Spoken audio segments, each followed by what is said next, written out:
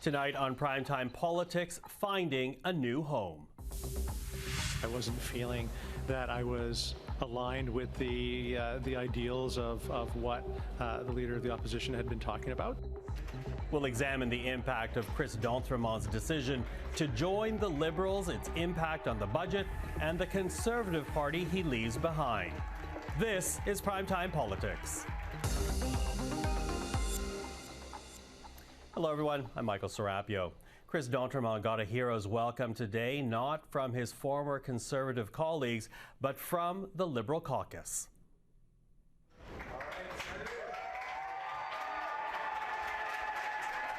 D'Entremont crossed the floor yesterday as the finance minister tabled the government's first budget, a budget that still must pass the House of Commons, though its passage does get a little easier.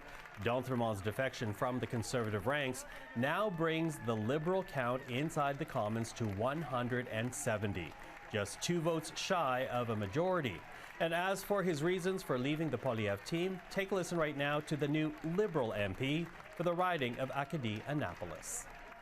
I would think over the last number of months, I wasn't feeling that I was aligned with the ideals of what the leader of the opposition had been talking about. So I've been sort of re-looking at, what my career is bringing and what I can do for my constituency.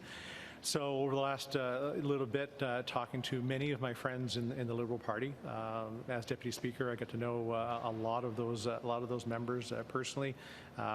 Ask questions, see what's going on, and understanding the point that we are in Canadian history, where it's time to actually try to lead a country, to try to make it better, and not try to knock it down, not to continue to be negative.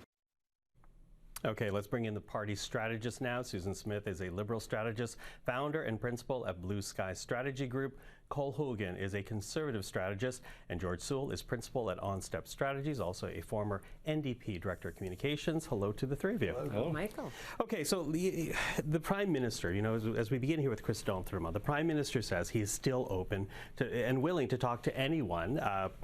Add into that, anyone who's willing to cross the floor. Do you think that might still happen? Are there still MPs who might be willing, Susan? I think there may still be MPs willing. I'm not sure if they will do it in time for the budget at this stage of the game. It was a big move for Chris d'Entremont to make that big step yesterday. I think that's something that he's been contemplating for a while. It was clear he couldn't put up with the toxicity of Mr. Poilievre. He put out a statement saying he wants to work with a leader who wants to build the country, not tear it down.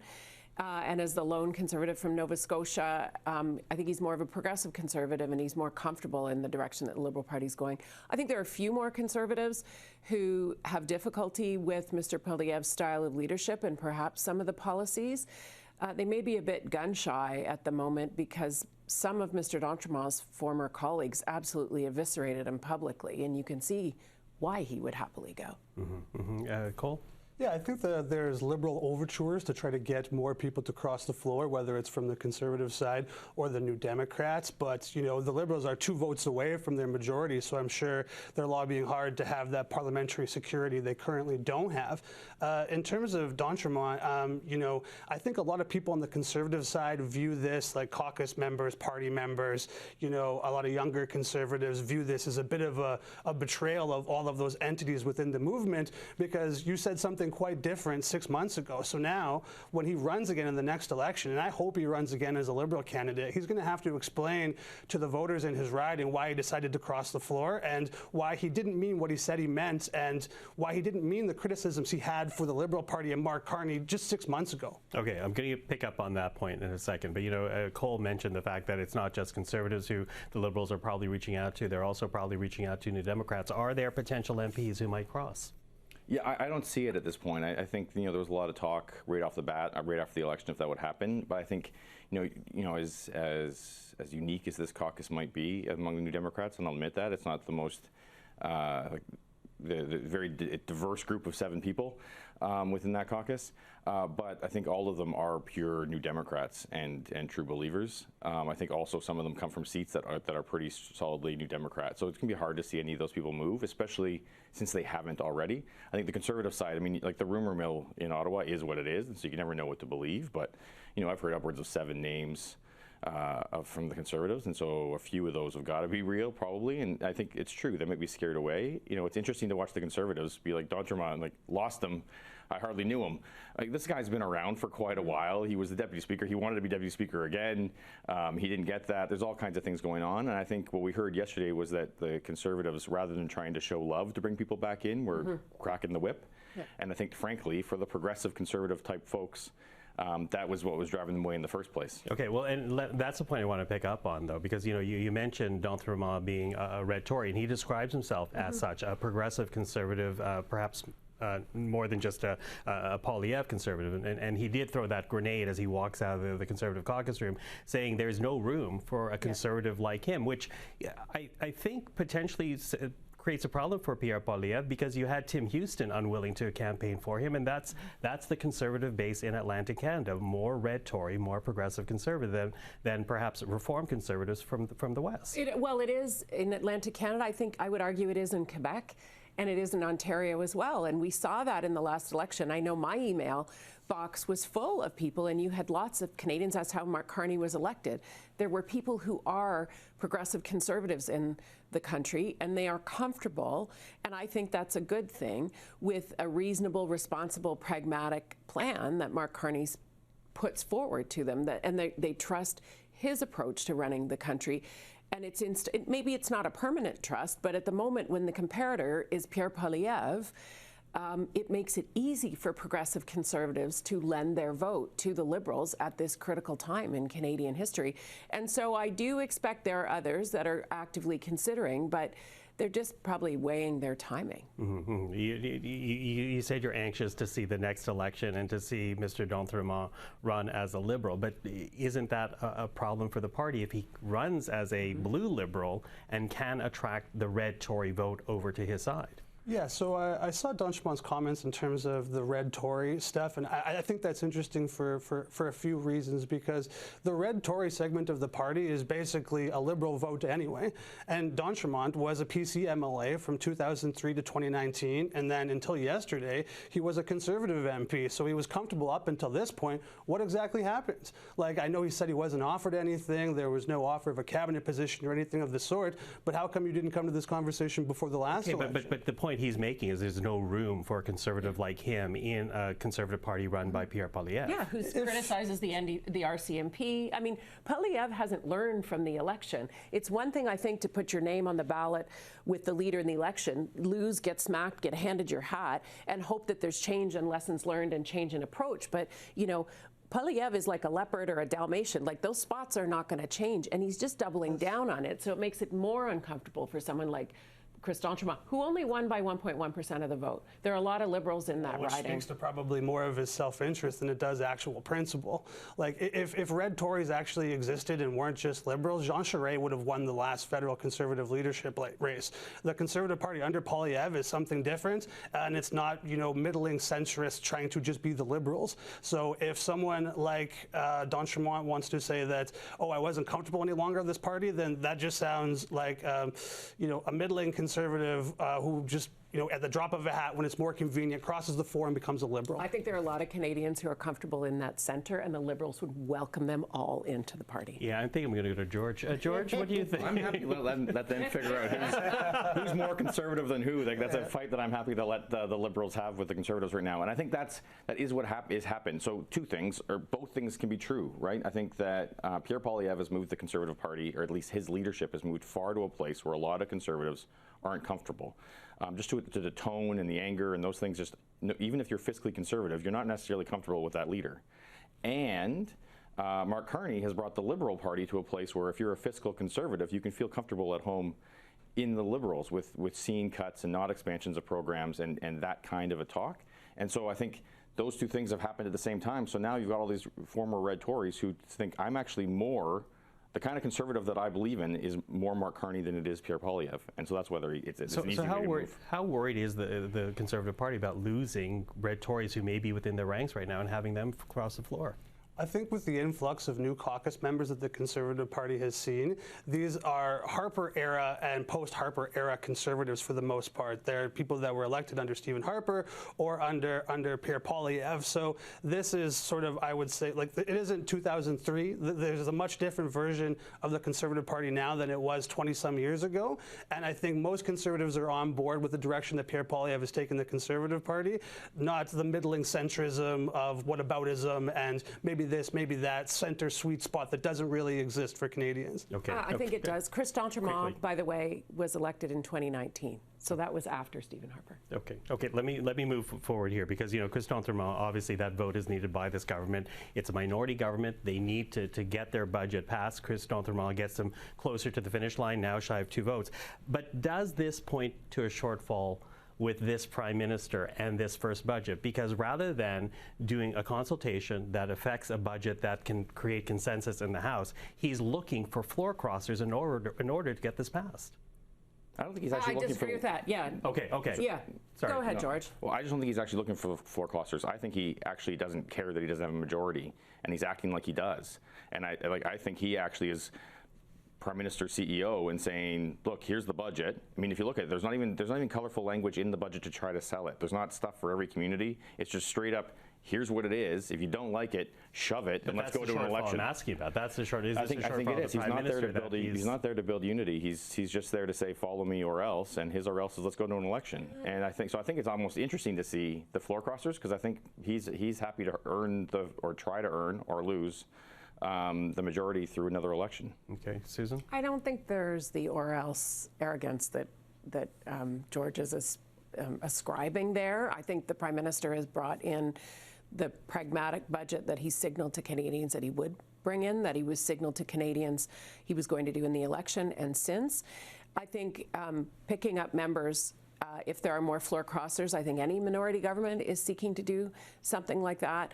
But to suggest that the pinnacle of a budget in the House of Commons, or an achievable pinnacle of the budget of in the House of Commons, is consensus, I don't think is realistic. We can't get consensus around the dinner table. You're not going to consensus. But building a budget that's passable within a minority House. Well, he only needs 3 votes, and now he just needs 2. Again, floor crosser. Cool. Yeah, or sure. abstainer, or people who don't vote in line with their party. All these things are possibilities here, but I think in terms of watching how the government is framing its budgets and its communications around it, when I watched the finance minister speak yesterday, he made 2 very interesting comparisons. One, he invoked former Liberal Prime Minister Jean Chrétien. He did that a few times, obviously trying to separate the Carney Liberals from the Trudeau Liberals and harken back to a time when the Liberals were more prudent fiscal managers. He also went a step further and invoked the spirit of C.D. Howe. So he was talking about C.D. Howe being the Minister of Everything from 1935 to 1957, who rebuilt the Canadian economy after World War II. And the finance minister said, this is the sort of thing we have to do. We have to think big like we did, in the late 1940s to rebuild our economy. And comparing yourself to the government, comparing this Liberal government to the government of Mackenzie King and the post-World War II economy is, I think, a big stretch, but shows you the big swings that they're trying to take. And does that bring other parties on to vote for their budget? That remains to be seen. Okay, remains to be seen. Very quickly, go around. Will this budget pass, Susan? Yes. Cool. Yes. Yeah, I think he's going to get there. I think just quickly on the earlier point, I don't think that the floor crossers are a threat to the Conservative Party. I do think it's a threat to Pierre Poilievre's leadership, though, and I think that's going to be a really big mark against them when the convention comes. Okay, so a lot to be watching out for. The debate around the budget, whether or not it's passed, and to see if any other MPs join the Liberal fold. George, Susan, Cole, thank you for this. Thanks. Well, let's get back to the budget. As we heard, the Carney government is looking to get operational costs under control, looking to cut those line items by nearly 74% between the current fiscal year and the next fiscal year, as you can see by those 2 bars to the left of your screen. In other words, from about $33 billion down to $8.7 billion. And one way the government is hoping to achieve that saving is by making cuts to the federal public service. The Finance Department noting in its budget document that between 2015 and 2024, the public service grew by more than 40%, which was double the rate of economic growth. Still, federal workers say the government is making a mistake, arguing any cut to the public service will have a negative impact on Canadian lives. People in Canada elected this government to make life more affordable. But the deep public service cuts announced in yesterday's budget will do the exact opposite. They'll make life harder for everyday people. We've seen the same tired story before, first under Chrétien and then under Harper. They cut tens of thousands of workers, and then they are forced to hire them back again when public services fall apart. That means the services and programs people rely on are going to be slashed. Well, with more, we are now joined by Sean O'Reilly, President for the Professional Institute of the Public Service of Canada. Sean, thank you for being here. My pleasure. Listen, I'm going to begin with a statistic here because when you make the argument that the public service needs to be protected, I think there are Canadians out there that don't understand it. And part of that is because they look at statistics like this one. This is from the Canadian Federation of Independent Business. And they say between 2013 and 2023, the public service grew by 30%. Compare that to private hires, which only grew by 13%, and the population, which only grew by 15%. So you're talking about nearly double up against a comparison of other stats. So how do you make that the argument that the public service is not too large? You know, I look at the increase of the public service, you know, and I hear those statistics. For the most part, it has grown with the Canadian population. I think there's been a few cases, and I think now we're in that same sort of situation where we're going to cut, the government of Canada is going to cut deeply into the public service. It's going to affect service to Canadians. And I think what's happened, you know, I think in 2015, when this government did take power, they were recovering from the massive cuts that happened about 5 to 10 years earlier than that. You know, and they needed to recover from that because I think Canadians, you know, and I think that Canadians forget the types of services that we provide day in, day out, protecting food safety, cybersecurity, and all the other things that our professionals in the public service do. Mm-hmm.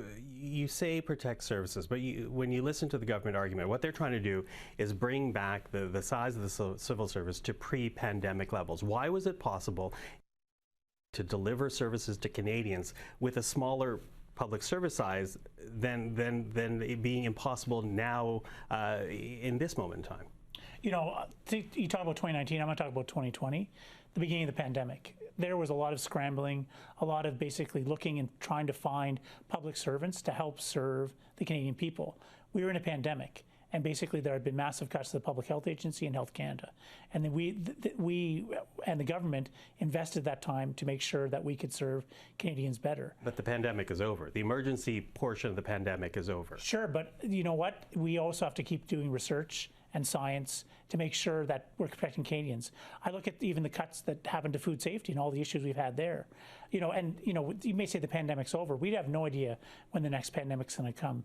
Maybe 10, 15, maybe the government's hoping it's 100 years, but we never know when the next one's going to hit us. So what is the solution here? Because ultimately the federal government is trying to bring down the cost, the size of operational costs, to get that under control so that they can invest in other parts of this economy. Where do they find those savings if not shrinking the public service, which again, many Canadians believe is too large as it is?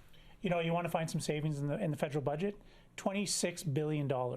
That's how much the government of Canada spent this year alone on contract services. Those cost way more than a public servant doing that same work. 25% more. That's come right from the parliamentary budget officer. And the fact that, you know, that they're not going after that, what they're doing is maybe a drop in the bucket, what they're looking for in the budget. They want to find real savings, billions of dollars of savings. They got to stop doing that and putting services out like that. You know, I look at things like ArriveCan, like the Phoenix Pay system. You know, those are just failed projects that they gave to private corporations that public servants could have built in-house. Could they? Is the expertise in-house? Because arguably one of the reasons why they go for outside consultants is because they are looking for expertise that does not exist within the public service. You know, if I look at ArriveCan, I look at Phoenix Pay Systems, the same thing happened. They went completely 100% outside to find solutions for those problems. And the thing is that if they had a discussion with the public servants, they could have found a way to smart source that.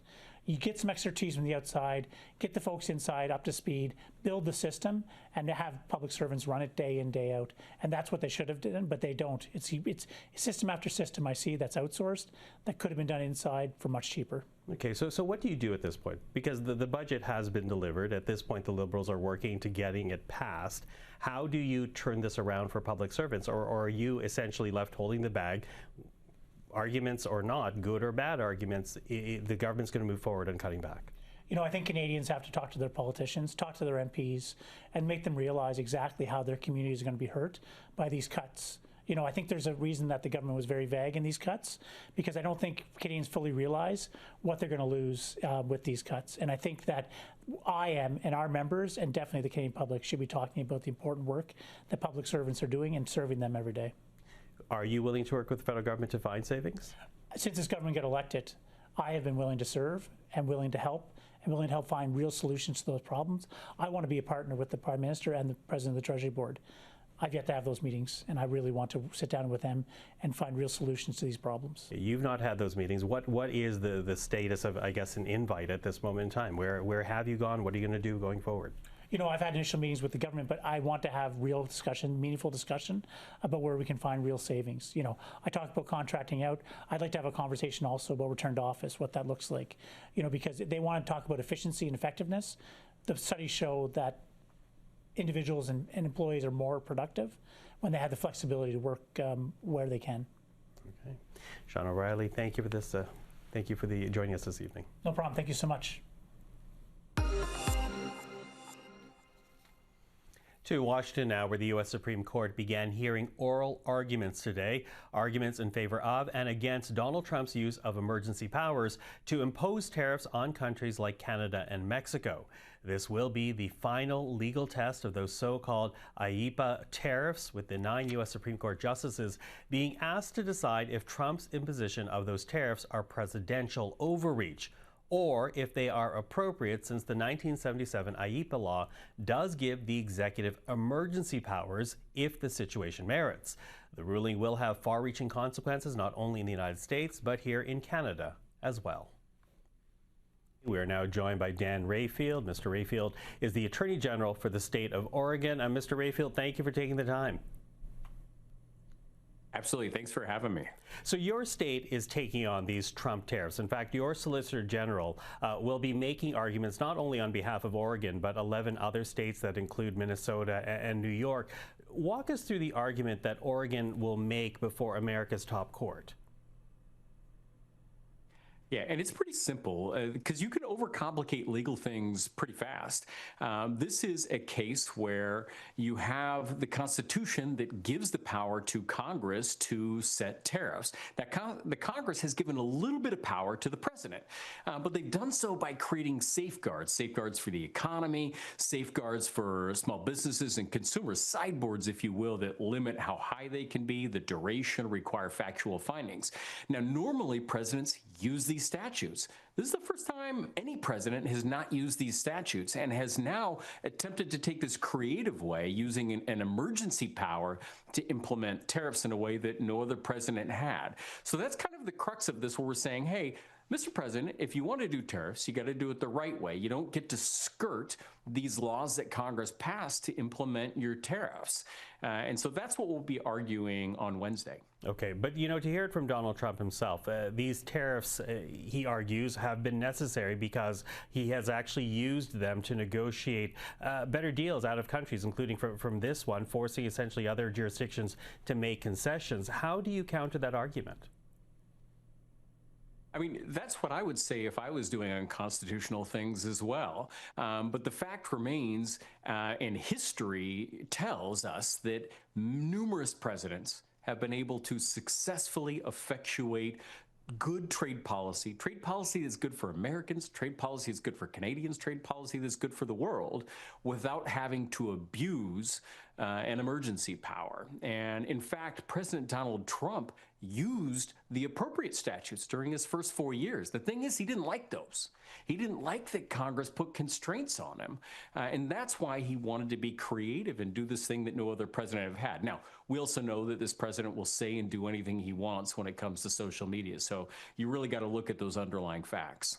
But you know, the law that Donald Trump is using here, that emergency powers law, it does stipulate that the executive can use certain tools to deal with threats of, quote, national security, foreign policy, and the economy of the United States. So how difficult of a case will this be for plaintiffs like yourself to win?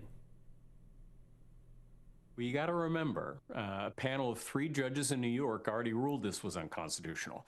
An en banc panel in the federal circuit ruled that this was unconstitutional. So you have multiple levels of court saying, hey, President, you can't do this. Factually, the most important thing for people to remember is that no other president in the history of our country has ever tried to use an emergency statute to implement tariffs. They have used the statutes that Congress intended to use tariffs. And that's really what's going on here. You can try and shoehorn something in to this emergency statute, but that's just not what it was intended for. There are specific statutes that talk about tariffs that are what the president should be using. You mentioned past court rulings, but with this U.S. Supreme Court, you have here 3 justices who were appointed by Donald Trump, and they have, since the spring, generally favored expanding the executive powers of the U.S. president. Are you worried about that?